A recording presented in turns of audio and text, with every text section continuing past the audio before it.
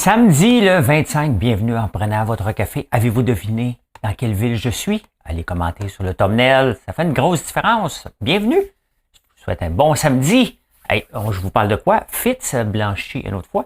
Je vais vous parler de la caisse de dépôt. Et ça a bien été! Hein? Il y en a qu'eux autres qui s'en donnent des tapes dans le dos. Est-ce qu'on devrait sortir le hockey du hockey? Est-ce que c'est la fin des pourboires? Pay to play. Je vais vous expliquer ça. Très intéressant. Et on commence ça tout de suite. Bon show.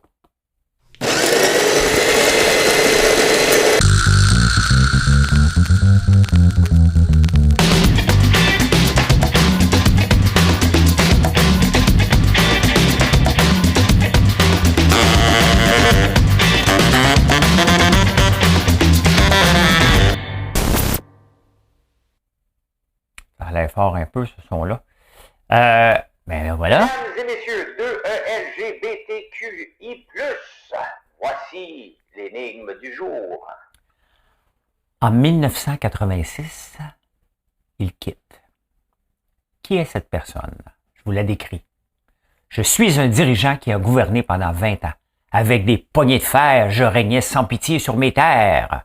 Mais ma réputation est ternie par mes cadeaux pour ma femme. Ah, des chaussures, des sacs à main, des bijoux, mon amour n'avait jamais de limite. C'est un peu long, mais c'est le fun, hein? J'ai acheté des œuvres d'art pour décorer nos murs et des immeubles des entreprises que j'ai offerts en toute impunité. Mais le plus célèbre de mes cadeaux restera à jamais. Ces chaussures en satin incrustées de perles qui ont marqué l'histoire à jamais. Même si je suis parti, ma légende continue de fasciner et certains se souviendront de moi à travers une chanson de Daniel Lavoie. Dans cette chanson, on parle de ma villa sur la mer et des milliards de dollars que j'ai volés sans envergure. Mon nom reste synonyme d'infamie et de scandale, mais certains continuent de m'admirer malgré mes excès monumentaux. Qui suis-je? C'est un peu long, mais j'ai donné beaucoup d'infos à mon ami ChatGPT, puis il m'a boité un beau petit chose comme ça. Est-ce que vous avez deviné c'était qui? On va donner la réponse à la fin, complètement. C'est le moment de vous demander, avant qu'on commence, de vous abonner. Ça fait une grosse différence et j'apprécie chaque moment. Vous êtes de plus en plus. Je fais beaucoup de modifications sur le show. J'essaie d'améliorer constamment. Vous êtes de plus en plus. Fait qu'un petit bouton like, un petit abonné, une petite notification, c'est très apprécié et je passe ça tout de suite.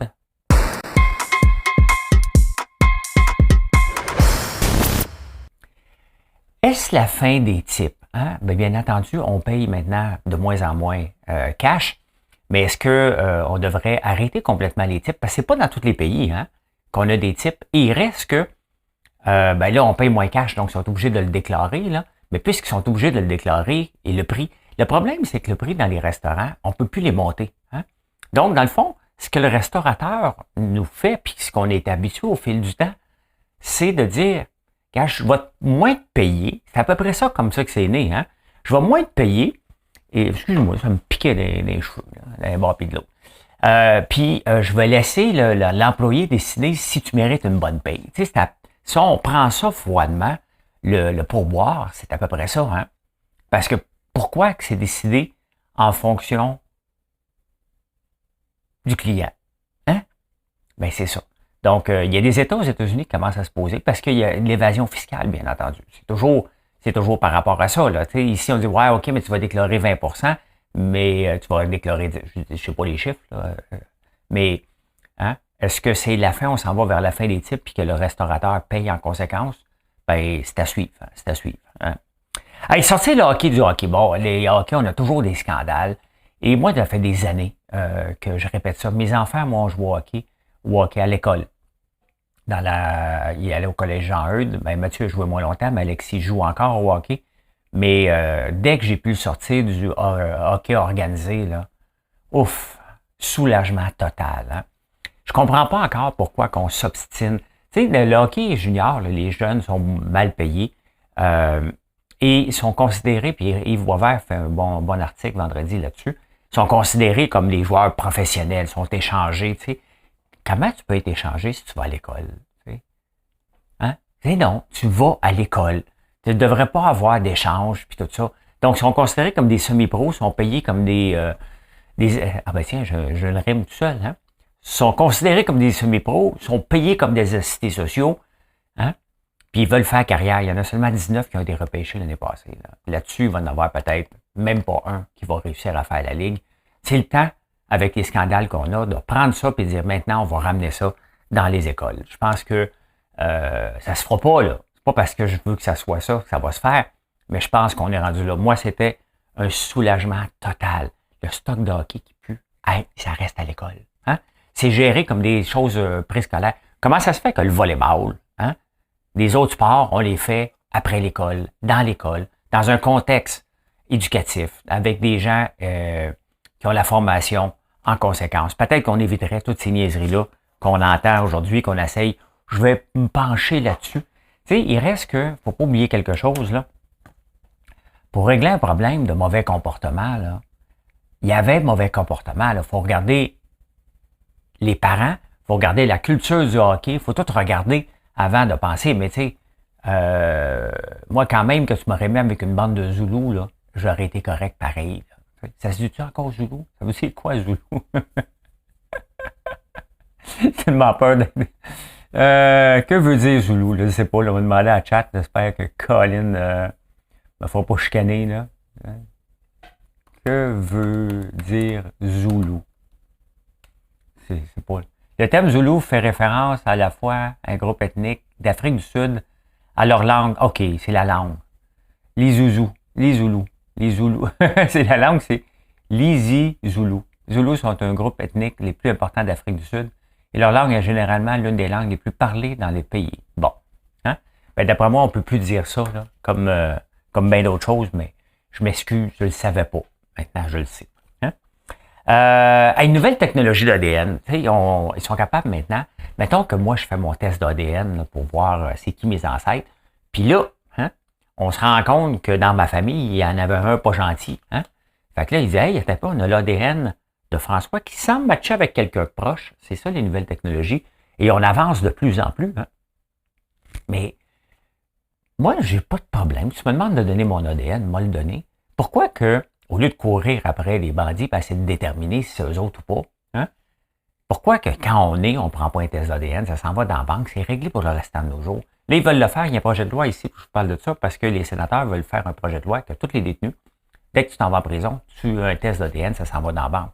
Mais l'affaire, c'est qu'on veut les prendre hein, avant qu'elle est là, et que ça ne dure pas 10 ans. Soyons sérieux, là. On parle d'économiser, là. Ben, les enquêtes policières et toute la patente, puis les preuves, le ramassage de preuves, ça coûte cher, là. Alors que peut-être qu'on pourrait, il y a quelque chose, mets ça dans la banque d'ADN, dire, oh, c'est toi. C'est toi. Hein? Donc, on fait des caméras partout, on dit, regarde, on t'a vu sur une caméra. Donc, maintenant, c'est normal, hein, tu sais. As-tu des caméras de surveillance? Oui, bon, je t'ai vu. Bon, c'est réglé. Donc, pourquoi qu'on ne le prend pas à la naissance? La tête à la vie privée, bien, si tu fais rien de mal, on ne l'utilise pas. Si t'es pas gentil, ben, on va te pogner tout de suite, t'en pogneras pas 150. Là. Il me semble que ça serait pas mal plus simple. Je ne sais pas qui serait contre ça. Il y a toujours un groupe contre, mais quel groupe peut être contre le fait que le gouvernement nous ramasse une trace d'ADN à notre naissance? Je dis ça, puis je me pose la question. Hey, Google qui bloque des nouvelles. Et là, le monde capote. Hey, je n'aurai pas accès à mes nouvelles. on va regarder quelque chose. On va regarder ensemble quelque chose.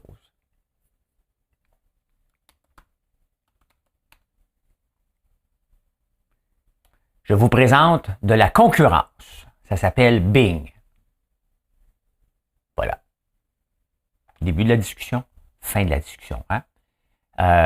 C'est-tu le nouveau Bing, ça, avec... Hein? OK, peut-être, je ne sais pas.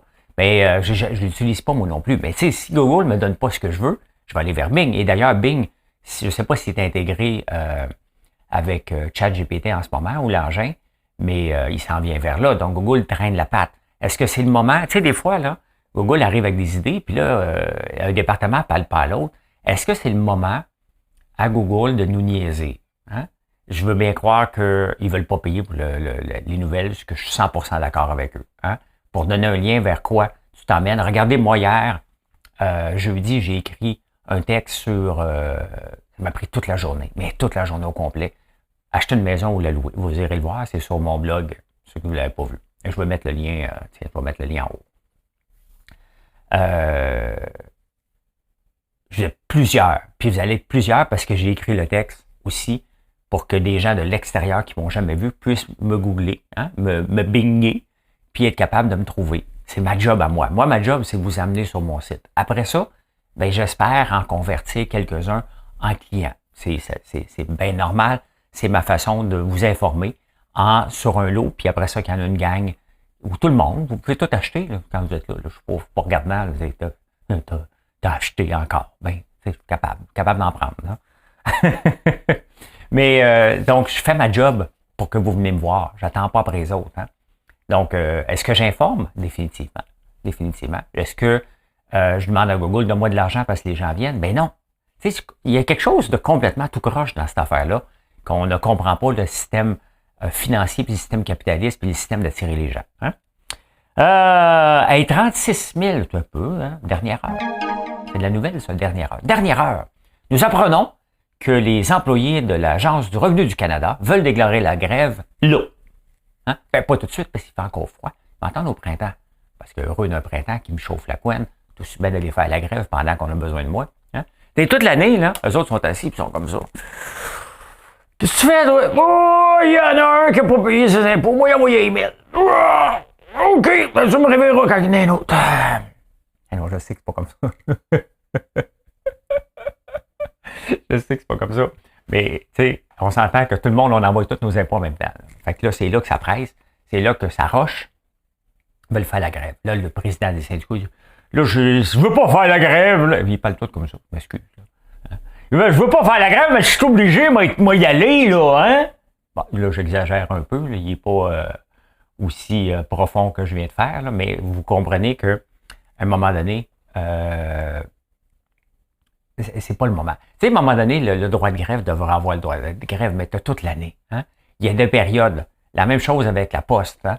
La Poste, est-ce que dans le temps des fêtes, elle devrait faire la grève parce que ça s'est posé comme question en France puis en Angleterre? La réponse est non.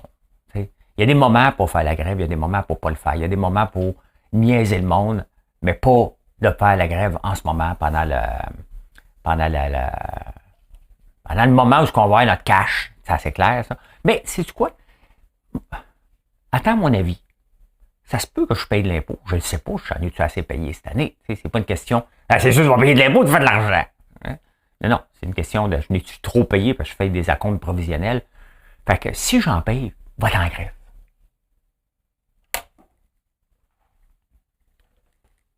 C'est bon, hein? Niagara. Avez-vous déjà été aux chutes Niagara? Hein? Quand j'étais jeune, mes parents parlaient des chutes Niagara, c'était la place. Dans les années 50 et 60, c'était the place in the world pour les mariés d'aller faire une petite lune de miel à Niagara. J'y étais une fois, je trouvais ça quétaine un peu, mais les chutes, c'est spectaculaire en tabarnouche. Hein? Mais il y a des réfugiés qui sont plus chanceux que d'autres. Hein? Il y en a qui se ramassent dans les HLM de Montréal, puis il y en a d'autres qui se ramassent à Niagara. Il y a 951 chambres en ce moment, ce sont des réfugiés qui passent par le chemin Roxham, on ne sait pas où les mettre. Ah oui! Va te marier, hein? Hey, t'arrives tu pars, mettons, d'une place là, qui est pas tellement bonne, et là, tu te ramasses dans un hôtel au chute Niagara. Ça, c'est le genre de choses, ils peuvent-tu pas oublier? Tu sais, des fois, le système, il oublie une coupe sur les tablettes, là. Tu le souhaites, là. Mais là, le problème, c'est qu'ils veulent les sortir de là, parce que la saison du tourisme s'en vient, hein? Ils veulent les sortir maintenant, là, pour remplir les poches, parce que on s'entend, là. C'est pas eux autres qui vont faire vivre la ville. C'est pas des gens fortunés, là, quand tu deviens réfugié politique, là. Donc, voilà, il y a 951 chambres de réfugiés là-bas. Hein? Au Québec.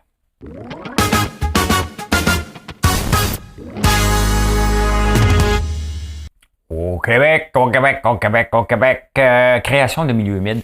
On veut faire plus de milieux humides parce que c'est bon pour la flore. Puis il y a toujours une petite couleuvre brune ou une grenouille à rainette verte, là, quelque chose comme ça. Moi, le problème, on peut-tu les déplacer? Je veux juste les déplacer, les milieux humides. C'est parce que moi, j'ai des problèmes de castor depuis toujours. Hein? J'ai beau faire des beaux champs. Il y a un champ là, que j'ai fait, là, travailler pendant des années. Hein? Où je l'ai acheté, M. Swain, avant ça, il l'avait tout travaillé. Ça fait 40 ans qu'on a des problèmes avec les castors. Même les trappeurs, ils ne fournissent plus. Ils ne savent même plus quoi faire tellement qu'il y en a. La pelle mécanique dort là presque en permanence pour défaire ce qu'ils font. On peut-tu les déplacer? Hein?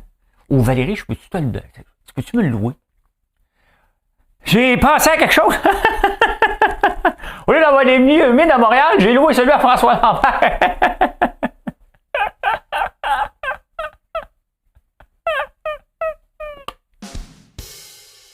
Merci beaucoup, merci beaucoup, merci beaucoup. Non, mais ça serait une bonne idée, hein? Je peux-tu le louer? Moi, louer, moi, mon terrain humide. Vous n'avez pas, vous autres, moi, j'en ai trop. Non, mais c'est bon, mais quand même. Hein? Hey, c'est la nuit blanche. Enfin, hein, on va pouvoir faire des tests. C'est parce que quand Denis Coderre était là, il avait fait des tests jusqu'à 6 heures du matin. Là, je vais vous parler tout beau. Il avait fait, dites-le pas à tout le monde, dites-le pas à Valérie, c'est parce qu'il avait fait des tests, comprends-tu? Hein? Où on va voir jusqu'à 6 heures du matin si on laisse quelques bras ouverts. Ça va-tu faire une différence? Déranger les gens? Ils vont être plus sous. Hein?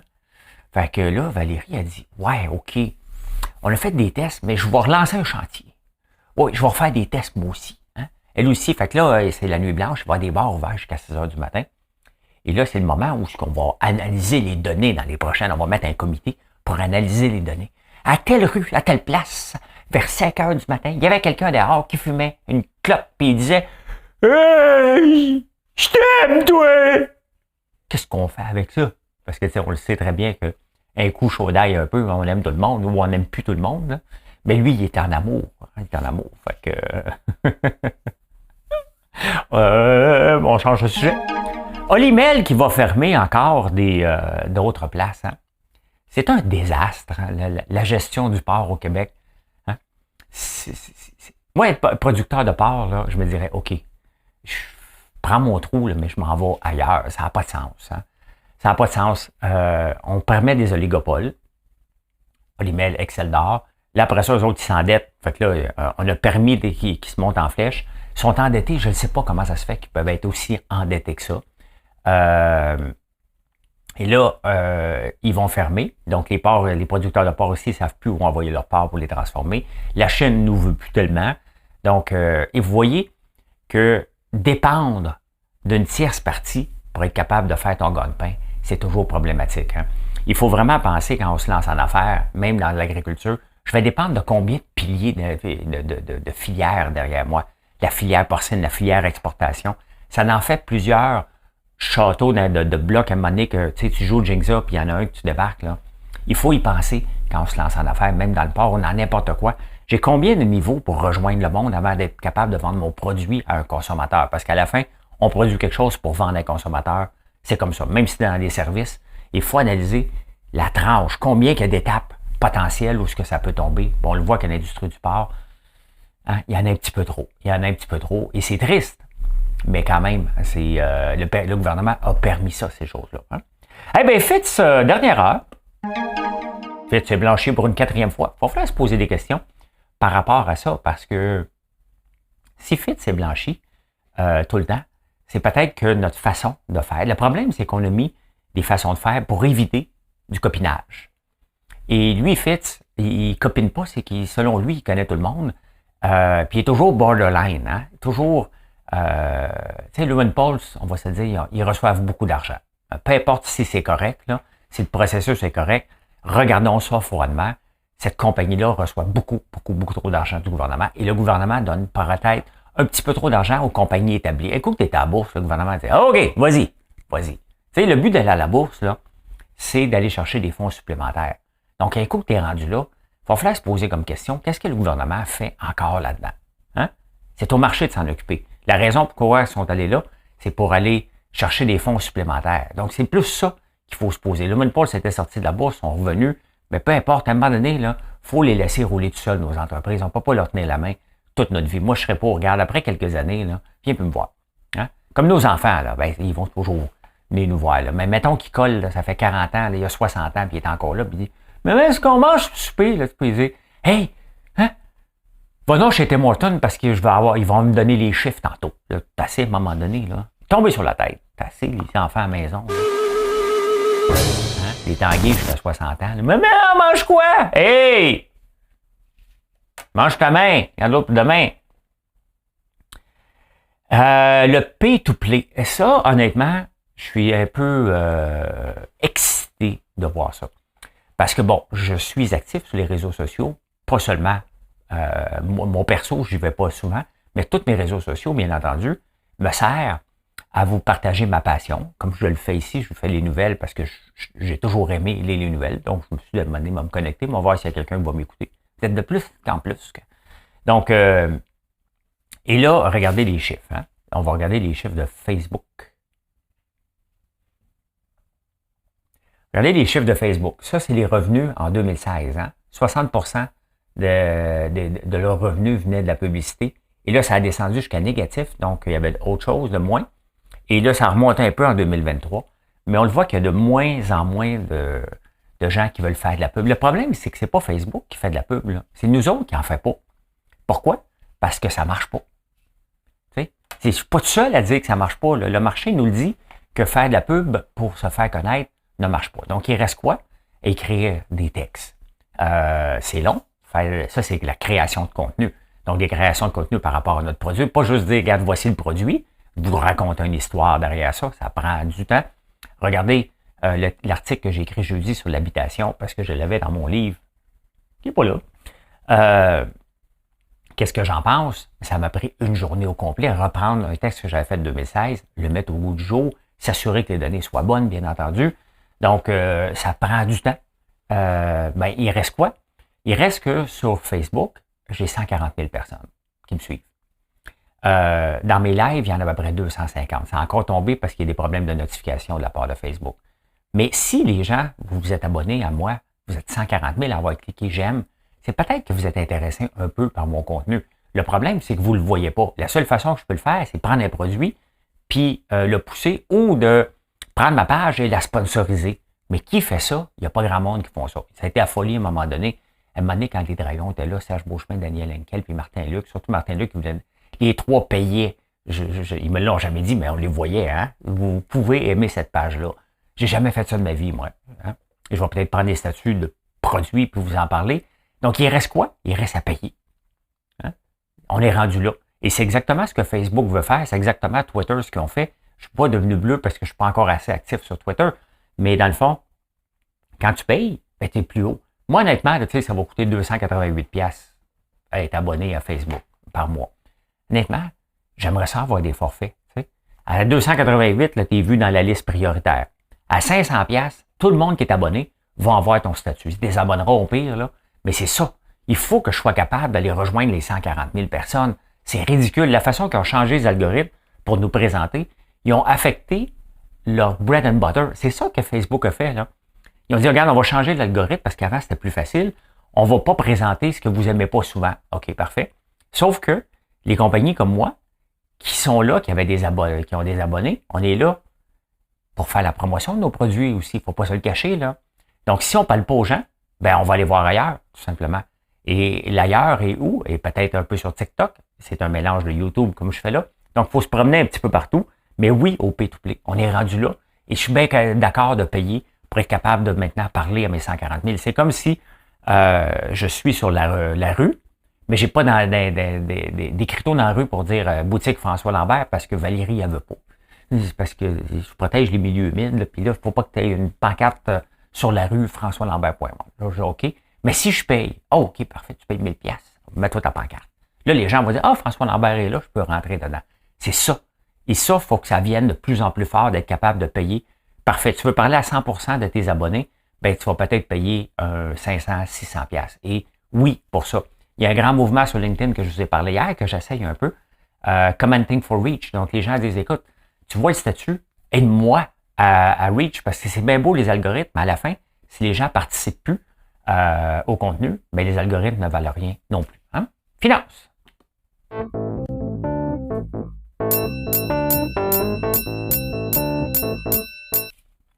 Très intéressant et pour la caisse de dépôt, hein, qui sont, hey, on est bon.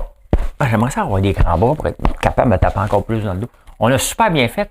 Tu sais, la caisse de dépôt se compare toujours au marché boursier.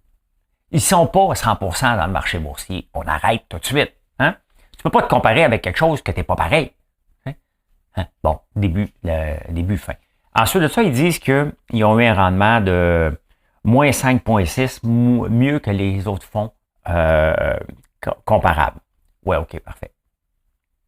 À la bourse, ils ont été moins 11,3. Moi, avec la bourse, là, j'étais avec la Banque Royale, j'ai pas eu du moins 11%, là. Hein? J'ai eu du moins 1 l'année passée. Moins 1%. Donc, tu sais, il faut se comparer. Ils ont eu moins 11 à la bourse. Ça veut dire que c'était pas bon. Ils ont des placements comme Azure en Inde. Ils n'ont pas de gouvernance. C'est un pot pourri de croche là-bas. Ça, c'est ça qu'il faut retenir aussi. La Caisse de dépôt fait des erreurs majeures. Il paye un gars, Alexandre Sinette, qui coûtait 1,4 million par année, qui nous a mis 200 millions dans Celsius. Hein? Qu'est-ce que la Caisse de dépôt faisait dans la crypto? Vous et moi, on a le droit d'aller en crypto puis se tromper. C'est normal, on n'est pas équipé comme eux autres. Donc, il faut arrêter de penser que la Caisse de dépôt va bien. Je vous ai montré les revenus du gouvernement cette semaine, de tous les revenus d'alcool, de cigarettes, et la télé, ce soir, laissez-les de côté. Hein? C'est ça que le gouvernement devrait faire, laisser de côté et mettre l'emphase sur la création de richesse. La Caisse de dépôt a fait des erreurs majeures en 2023, en 2022. Majeures. Hein? Azure en est un, Celsius en est un autre, puis il y a d'autres petits cas qui ont rapporté moins 11% à la bourse. C'est un désastre. Parce qu'avec une équipe bien nantie, ils sont supposés être capables de battre le S&P 500, sont supposés être capables des meilleurs. Je vais dire que j'ai une très bonne équipe. Hein? Ils ont moins 1, alors que la Caisse de dépôt s'est donné des tables dans le dos. Je vais aller payer un café. Nathalie, je m'en viens. Je vais aller payer un café. Mais c'est la manière. Et c'est la manière qui rapportent leurs chiffres. C'est pas ça. La presse, elle leur donne des gros tapes dans le dos. Alors que le Journal de Montréal, Michel Girard, dit un peu. Hein? On va se comparer. Puis j'aime mieux l'approche de Michel Girard aussi. Je pense que c'est le seul qui est vraiment neutre du Journal de Montréal. Fait que je vais continuer à l'aimer, lui. Hein? Le centre du rasoir qui vient de fermer, mais c'était écrit dans le ciel. Hein? Ils mettent encore c'est à cause de l'Internet. Hey, en 2023, quand une compagnie là, met la faute à l'Internet, là, c'est que, ben, sincèrement, tu méritais de ne pas être là. L'Internet, là, c'est en 2000 qu'on a eu un boom sur l'Internet. On est en 2023. Là. Si, depuis ce temps-là, tu n'as pas pensé à avoir une stratégie web autre qu'afficher tes places d'affaires, ou que tu avais peut-être une petite place de commerce, mais pas trop de publicité pour qu'il t'emmène là, et quand tu mérites de partir, c'est plate. Là, hein? Mais qui achetait vraiment au centre du rasoir? T'sais, on a besoin d'une affaire, on commande en ligne. Là. C'est souvent le premier gagnant. On achète, c'est la commodité, ça. Hein? À moins que tu vas avoir un fer Dyson à 800$. Là. Le reste, on veut de la commodité, puis ça, c'est de la commodité. Puis c'est Amazon qui vend ça. Là, puis à Walmart, puis les autres. Là, hein? Hey, c'est intéressant. Tim Hortons qui va commencer à afficher les revenus par franchise. Ça, c'est le fun, parce que tu sais, on rapporte tout le temps les chiffres. Tim Hortons a rapporté les... Un peu, hein? Tim Hortons! Hein, entre ça, puis ils rapportent leurs chiffres. Mais là, ils vont commencer à le rapporter par franchise. Et c'est une maudite bonne affaire. Hein? C'est inédit parce qu'on ne le voit pas. McDonald's rapporte des chiffres globaux, pas par franchise. Donc, je trouve ça le fun que Tim Hortons innove au point de vue financier. Puis en même temps, ça donne un petit coup de pied dans le derrière à chaque franchisé. Tu n'as pas besoin de faire de concours. Hein? Tu vas être là. Et pourquoi tu marches, pourquoi tu ne marches pas, je trouve ça fantastique. Hein? L'industrie des puces électroniques, je vous montre ça parce que là, il y a un moment donné que les ordinateurs, on chiolait que les ordinateurs coûteraient cher. Un peu. Ah, c'est pas ça. OK, je parle à votre place. À cause de la crypto-monnaie, hein? Les puces et la chaleur et toute l'énergie, ça coûte cher faire de l'intelligence artificielle. Faire une requête sur le web, on parle de quelques sous, virgule de sous. Ça coûte un vrai 2 sous faire de l'intelligence artificielle. Je peux vous dire qu'hier, là, pour faire pour faire mes photos et l'autre, c'est sûr que ça coûte cher. Mais je paye, hein, pas en passant. Là. Je paye pour ChatGPT, puis je paye pour l'argent pour faire mes photos aussi. Là. Donc, parce que ça coûte cher. Très, très cher en plus. Mais regardez, NVIDIA, qui est un fabricant de puces connu, pendant que je suis là, regardez Moderna. Je vous parle tout de suite de Moderna, qui dégringole. Là, on a vu Medicago qui est fermé ici, mais tu sais, Moderna, là, regardez, ça a monté jusqu'à 484. Et là, ça en vaut 144. Et les chiffres sont moins bons parce qu'eux autres aussi, on achète moins de médicaments. Et on n'est plus rendu à 14 doses, là, pour ceux que ça intéresse. Je suis capable de parler de ça. NVIDIA, regardez, hein, qui a déjà monté aussi dans le tapis, c'était quelle date? Le 23 novembre 2021. Je ne sais pas pourquoi. Il manquait de puces. Hein? Ça a descendu. parce que 2022 n'a pas été une bonne année à la bourse non plus. Et là, ça remonte, mais pas à peu près. Là. Ça a pris, regardez, dans les 5 jours, parce que là, ils ont rapporté des bons chiffres et on a des problèmes de puces depuis un bout de temps. Là. Mais là, ils disent, non, nous, on est prêts pour l'intelligence artificielle. Donc, ils sont obligés encore de mettre des puces encore plus puissantes pour être capable d'avoir des ordinateurs ultra puissants. Tu sais, ChatGPT tombe souvent, là, parce que probablement que ça surchauffe les ordi. Donc, NVIDIA, qui est toujours... Ben, là, l'affaire, c'est que, regardez, là,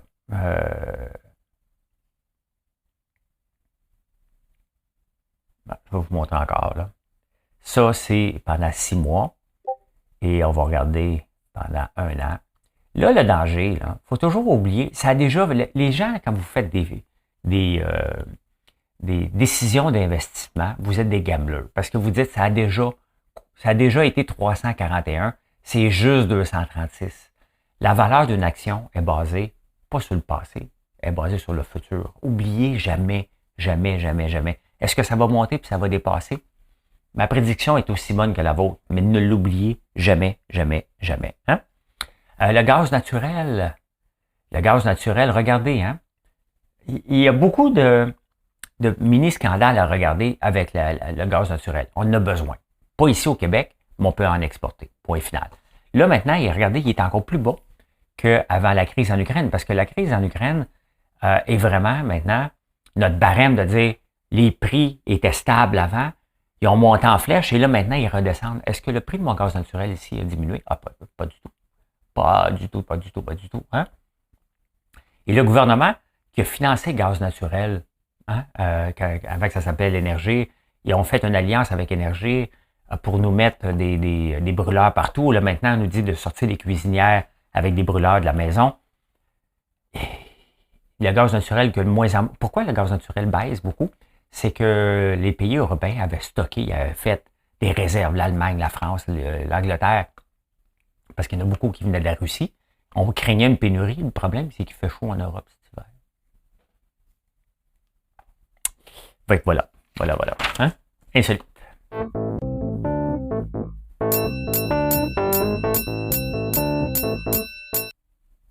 C'est intéressant. La crème glacée au comptoir. Unilever est en train de tester, c'est ceux qui ont Ben Jerry's, sont en train de tester quelque chose de vraiment intéressant, d'avoir la crème glacée qui peut se garder crème glacée jusqu'à 10 degrés. Hein? Je ne sais pas quelle technologie qu'ils utilisent, c'est-tu la lyophilisation, lyopatente. Mais oui, au lieu de 18, parce que le problème, c'est qu'Unilever, souvent, va fournir le frigidaire pour être capable de vendre la crème glacée. Donc là, ça serait une économie. Tu sais, quand tu essayes d'économiser à peu près partout, là, ben, être capable de garder la crème glacée jusqu'à 10 degrés est toute une économie parce que tu peux le garder dans un frigidaire normal au lieu de congélateur. Grosse différence, mais ils travaillent là-dessus. Je pense qu'ils l'ont déjà. Maintenant, il faut qu'ils rentrent dans la tête aux gens que tu peux acheter un carton de cigarettes et un paquet de... Hey, va te prendre la crème glacée avec mon cartoon. Comment ça coûte un cartoon? Hein? Je sais pas, j'ai jamais acheté ça de ma vie, mais je suis curieux un peu. Hey, TikTok qui était banni des appareils aux États-Unis des gouvernements fédéraux. Là, maintenant, c'est la Commission européenne qui dit non, pas de TikTok sur nos affaires, on a peur que vous suivez. Tu sais, vous avez peur de quoi? Hein? Vous avez peur de quoi? Tu sais, ceux qui ont banni ça, ce qu'ils font des check-ins des fois dans les restaurants, où ils se promènent avec une photo sur leur téléphone. Hey, riez pas, là. J'ai été faire une entrevue l'autre jour. Pas une entrevue, j'ai été au débatteur. Et il y avait une femme qui avait un tape devant et en arrière. Je me dis, qu'est-ce que vous faites? Ils nous espionnent. Elle était assis à côté de moi. Vous voyez le concept des débatteurs. L'animateur est là, moi je suis là. Puis je me suis presque mis de même. J'ai dit, oh, OK, elle est weird.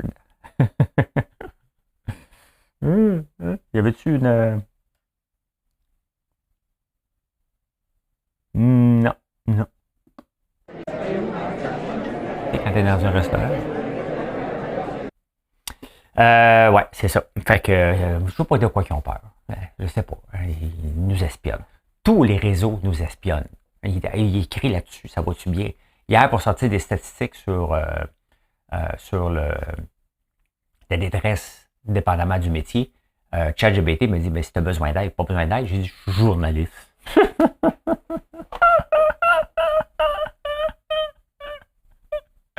François Lambert, journaliste. Hey, les journalistes en ce moment capotent. T'as pas étudié là-dedans, t'as pas ta carte. Ben, donne-moi donc ma carte. Mon ma carte. Le projet Thunderball, ceux qui aiment les autos, hein, ils sont soldats. Ça, je vous la montre parce que ceux qui disent « Ah, moi, je l'achèterais », tu peux le dire. Moi, acheter ça, cette affaire-là. C'est un char semi-électrique. Il est beau. Une autre affaire, regardez comment il est beau. Hein? 670 horsepower, ça doit coûter 400 000 $, un peu, cette affaire-là. Là. Il n'y a pas rien de particulier. Ça ressemble à une BMW. De devant, il est beau. Mais là, c'est la sensation en Europe. Là, tout le monde est sold out pour la prochaine année. Fait que, y a-tu un prix? Une batterie de 800 volts. Capacité 92 kWh. Charging. Moi, ça me fait rire. Charging, ah non, OK. Reservation. 3000 € pour réserver. Bof. Ça vous tentait, il y avait ça. Hein?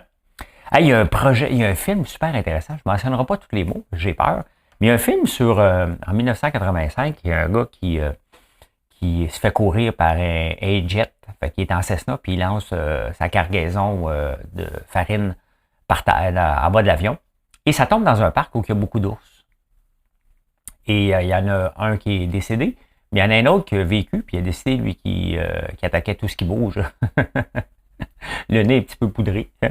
Fait que ça a l'air intéressant. C'est au cinéma. Ça, c'est le genre de film que j'irai voir. Bon, peut-être aller le voir. Je me demandais à Marilyn, on peut aller voir l'ours qui mange de la farine. C'est intéressant. Il y a un gars qui a un petit challenge de rien, pour ramasser des fonds pour, je ne sais pas trop quoi. En Angleterre, il a décidé, lui, qu'il s'est levé à 3 heures du matin, puis il court un marathon, tant qu'il n'y a pas l'argent. Là, ça fait déjà 2 mois, puis il est juste rendu à 1600 $. Je pense que son message passe pas. Il a peut-être appelé les journaux. Là, je vous en parle, il est en Angleterre. Fait que ça vous tente de lui donner un petit 2 $. Fouillez-le, vous allez le trouver. Donc, il court un marathon à tous les jours avant d'aller travailler avec ses chiens. Donc, il part à 3 heures du matin. Il doit dormir. Moi, j'ai déjà fait ça là, quand je m'entraînais pour les marathons. Là. Je me levais à 3 heures du matin. Je venais monter 3 fois le Mont-Royal, puis je repartais chez nous. J'habitais près du stade olympique dans ce temps-là. Fait que voilà. Hein? Oh, il y a une étude de Harvard. Si Harvard l'a dit, il faut le prendre. Hein? Si vous ne dormez pas bien ou pas assez, vous allez perdre 5 ans de votre vie. Point final. Tiens, fini. François? Hein? Fini, mon François. Fais d'avoir ton wake-up call. Voilà. Je dors pas assez, puis je dors bien par contre. Mais j'ai jamais dormi. J'ai 55 ans, j'ai jamais dormi beaucoup. C'est pas de ma faute, là. C'est pas comme un maudit ventard. Ben non, je suis comme ça. Fait que ça a l'air qu'on perd 5 ans de notre vie. L'affaire, c'est que ça a l'air que si tu jeûnes, tu gagnes quelques années de plus aussi. Fait que ça se contrebalance. L'espérance de vie en ce moment est de 83 ans. Fait que là, techniquement, ben moi, je pensais au moins me rendre à 83. J'ai dit, je jeûne peut-être 84, 85, hein, régulièrement. Je prends mes légumes, peut-être une petite couple de semaines de plus, ma vitamine D. Je fais du sport. J'ai un bon cercle d'amis, je suis heureux. Hein, j'ai 140 000 amis sur Facebook. Tu veux de plus? 19 000 sur YouTube. Non, 16 000. Ouais, c'est ça. Fait que là, je viens de perdre 5 ans. J'en gagne un petit peu. Hein? Mais c'est vrai qu'il faut bien dormir. C'est juste que je ne suis pas capable de dormir. C'est pas de ma faute. Hein? Passez le jour.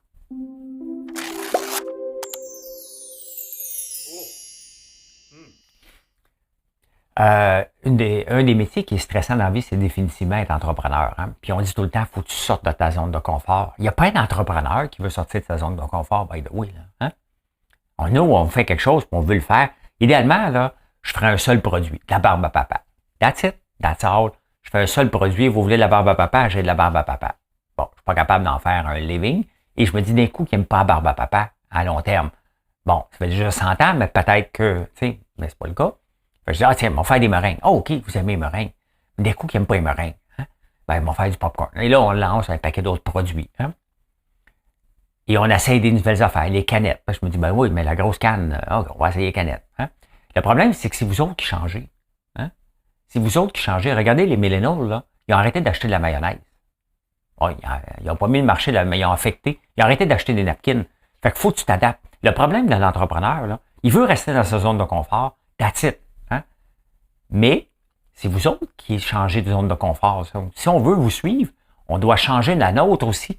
Après la vôtre ou un petit peu avant. Si on le fait après, peut-être qu'on est en retard, vous allez nous abandonner. Si on le fait presque en même temps ou un petit peu avant vous, on va devenir votre destination de choix. C'est ça, être entrepreneur. Hein? Et la réponse à l'énigme. Mesdames et messieurs, 2ELGBTQI+, voici l'énigme du jour.